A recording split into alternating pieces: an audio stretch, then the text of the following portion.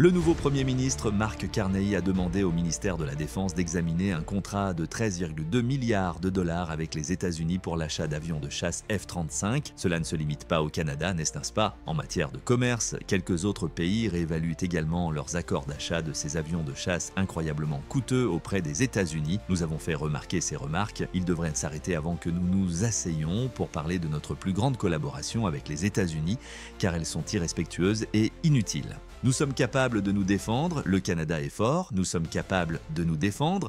En l'espace de 2 mois, le président Donald Trump a bouleversé des décennies de politique étrangère américaine. Si la Russie attaque à nouveau l'Europe, les membres de l'OTAN commencent à se demander si les États-Unis respecteront vraiment leurs engagements envers l'Alliance. À mesure qu'ils se rapprochent de Moscou, Trump a mis un terme à une aide étrangère importante. Les alliés européens ont reçu un message clair du ministre de la Défense Pete Hegseth. La conclusion est que les États-Unis vont désormais faire passer leurs propres objectifs stratégiques avant la sécurité de l'Europe. Empêchons que la sécurité de l'Europe ne devienne la priorité absolue des États-Unis d'Amérique. Au lieu de cela, notre partenariat visera à donner à l'Europe l'autorité de prendre en charge sa propre sécurité. Il existe de graves dangers pour la patrie des États-Unis. Nous devons nous concentrer sur la sécurité des frontières et nous le faisons. Ces remarques ont provoqué un profond désaccord au Canada et en Europe, tout comme l'utilisation agressive par Trump des taxes commerciales et douanières. Les alliés de l'OTAN ont commencé à douter de leur dépendance vis-à-vis de l'armée américaine. La question de savoir si les armes fabriquées aux États-Unis, comme le F-35 Joint Strike Fighter qui a coûté des milliards de dollars, constituent toujours un investissement judicieux, a notamment été soulevée.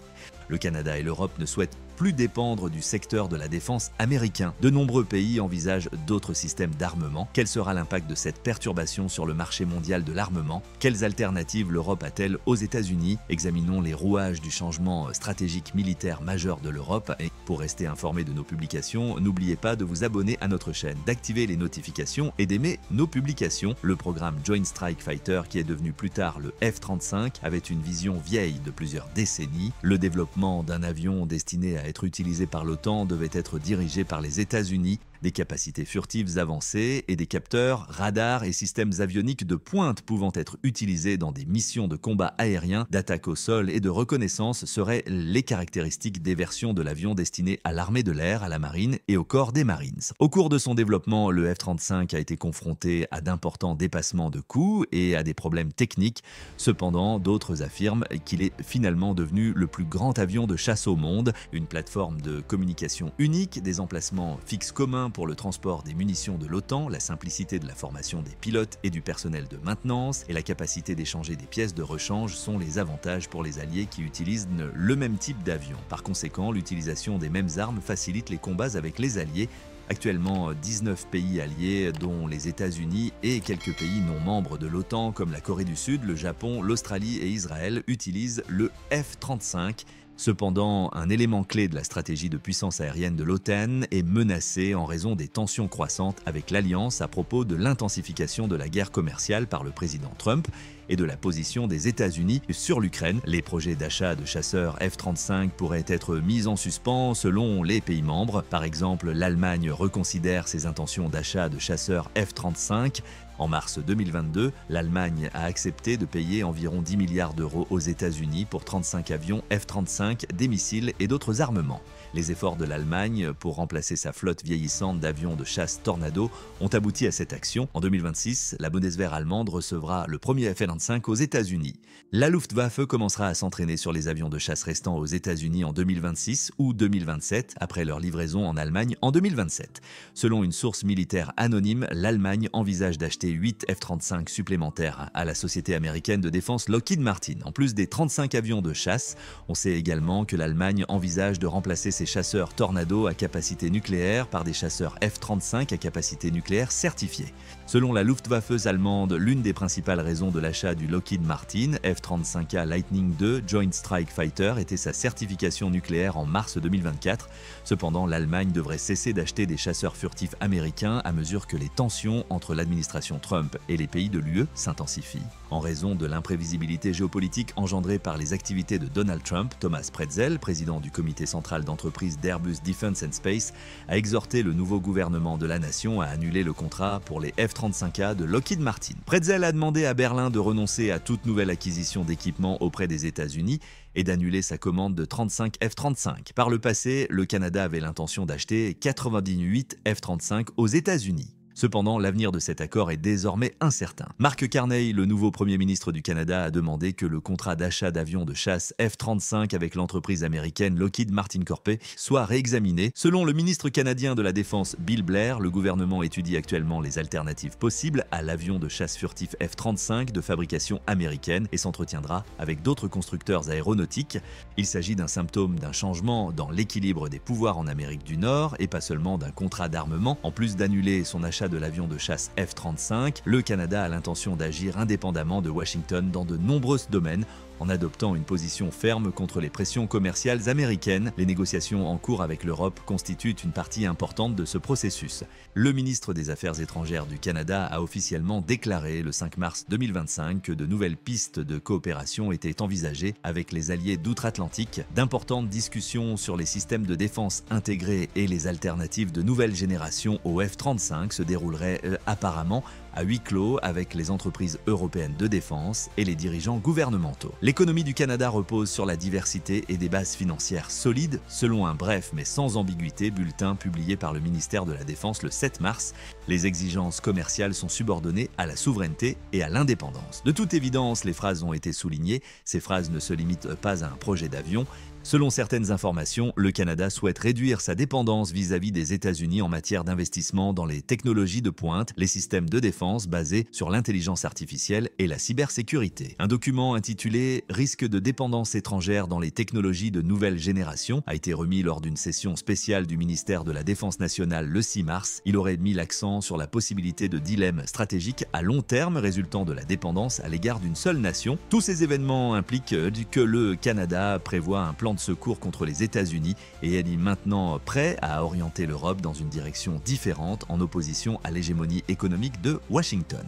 Ce changement coïncide avec des préoccupations stratégiques plus larges concernant les relations de défense et les interdépendances technologiques, ainsi qu'avec des inquiétudes croissantes quant à la nature imprévisible de la politique étrangère américaine sous la présidence de Trump. Le contrat de 19 milliards de dollars que le Canada a conclu avec les États-Unis pour les chasseurs F-35 devrait être finalisé en 2023. L'achat de 88 F-35 fait partie de l'accord visant à remplacer la flotte vieillissante de CF-18 Hornet du Canada. Le Canada s'est légalement engagé à payer les 16 premiers avions dans le cadre de l'accord qui est divisé en tranches.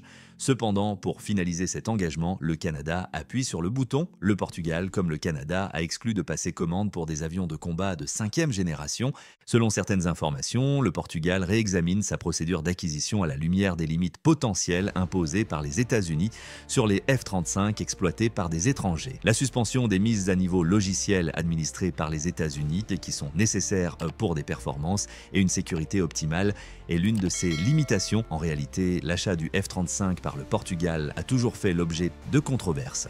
Suite aux décisions prises par d'autres alliés de l'OTAN, le commandant de l'armée de l'air, le général João Cartaxo Alves, a déclaré en avril 2024 que le service était en phase de transition vers le chasseur furtif. Le chef de l'armée de l'air portugaise a en outre mentionné que l'initiative coûterait environ 5,5 milliards d'euros et qu'il faudrait environ 20 ans pour convertir les nouveaux avions de combat. En 2023, les commentaires de Cartaxo Alves ont également attiré l'attention des médias.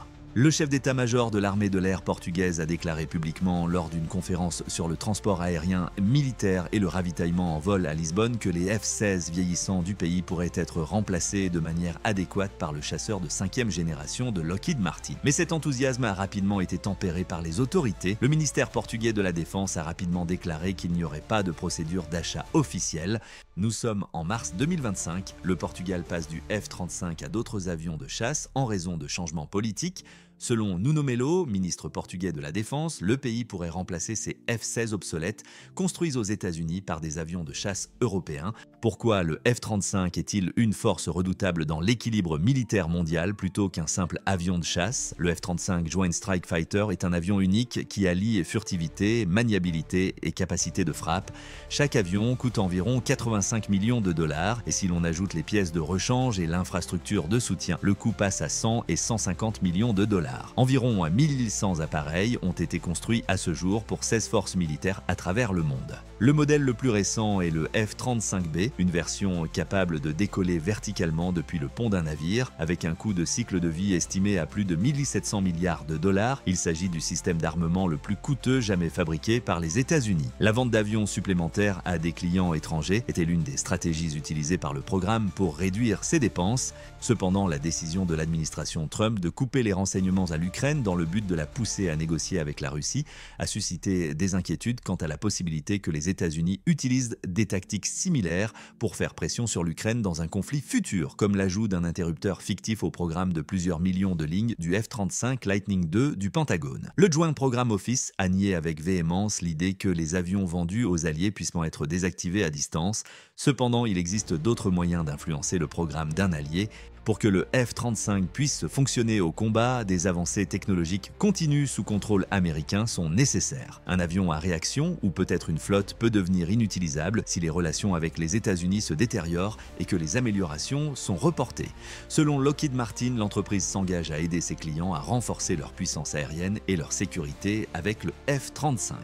Cependant, l'Europe et le Canada ne semblent aussi pas avoir été convaincus par ces arguments. Quelles alternatives les nations peuvent-elles donc utiliser à la place du F-35 ? L'avion de chasse suédois Saab Gripen est depuis longtemps un substitut potentiel au F-35. Le Gripen est bien connu pour son adaptabilité, son prix abordable et ses succès passés. Il offre un mélange intéressant de modernisme et d'autonomie opérationnelle. Le Gripen est maintenant en service au Royaume-Uni, en Suède, au Brésil, en Afrique du Sud, en République tchèque, en Hongrie et en Thaïlande. Le Gripen pourrait être conforme à l'objectif stratégique du Canada de développer des liens plus étroits avec les partenaires de l'OTAN en dehors des États-Unis, compte tenu de ses alliances de défense actuelles avec les pays européens, en particulier la Suède. Pour les pays à la recherche d'une plateforme flexible et efficace pour les missions RR et Air-Sol, le Gripen se veut également une option très abordable. Il répond parfaitement aux divers besoins du Canada en matière de défense grâce à son avionique sophistiquée, à sa capacité d'adaptation opérationnelle et à sa capacité à fonctionner dans des conditions difficiles. À une fraction du prix du F-35, le Gripen offre des capacités sophistiquées, c'est pourquoi il constitue un choix intéressant pour les pays qui souhaitent moderniser leurs forces aériennes sans dépasser leur budget. Cela offre à de nombreux pays de l'OTAN, en particulier ceux dont les ressources de défense sont limitées,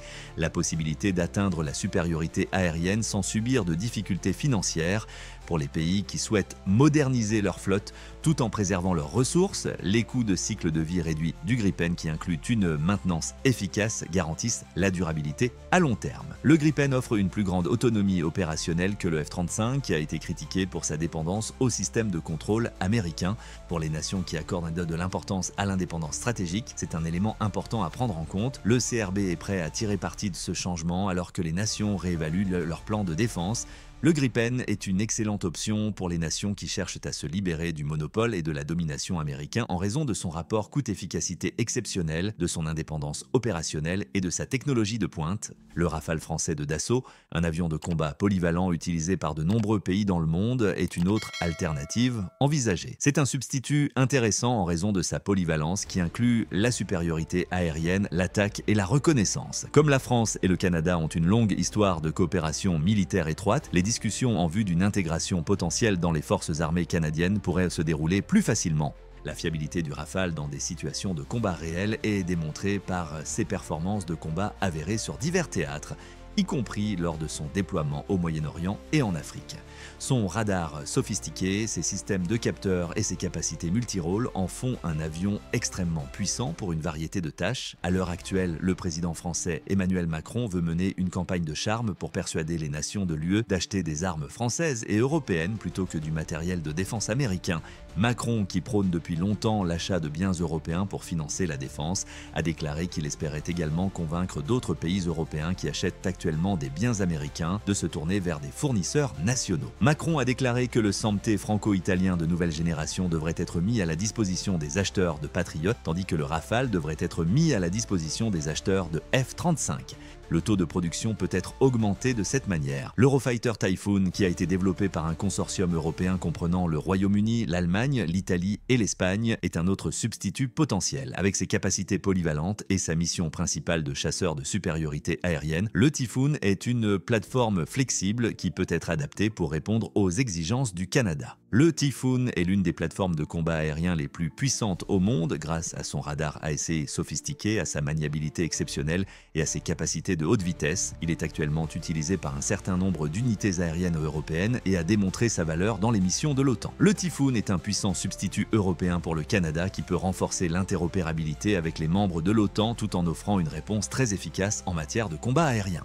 Le Boeing FA-18 Super Hornet, actuellement en service dans plusieurs pays de l'OTAN, est une autre option possible pour le Canada. Le Super Hornet est un très bon chasseur polyvalent qui peut être utilisé à la fois pour des opérations de frappe et de supériorité aérienne. Bien que la flotte canadienne se compose actuellement de FA-18 Hornet obsolètes, le passage au Super Hornet pourrait offrir des avantages opérationnels tels que le partage des systèmes d'entraînement et des pièces. En raison de son déploiement dans diverses zones de crise, le Super Hornet est également réputé pour ses performances au combat et son adaptabilité.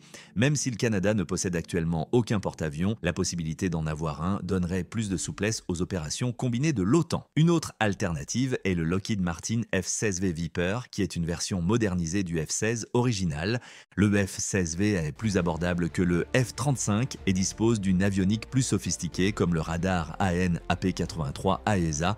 Le F-16V est déjà utilisé par de nombreux partenaires de l'OTAN et est incroyablement performant dans les missions RR et Air-Sol. Comme il est moins cher que le F-35, il constitue un choix intéressant pour les pays qui souhaitent moderniser leur flotte sans se ruiner. Ses prouesses au combat et sa polyvalence garantissent qu'il sera toujours un choix viable sur le champ de bataille contemporain. Le programme Tempest du Royaume-Uni est un autre choix possible. Le Royaume-Uni dirige ce programme d'avions de chasse de nouvelle génération qui en est encore au premier stade de développement. L'Italie et la Suède y participent également.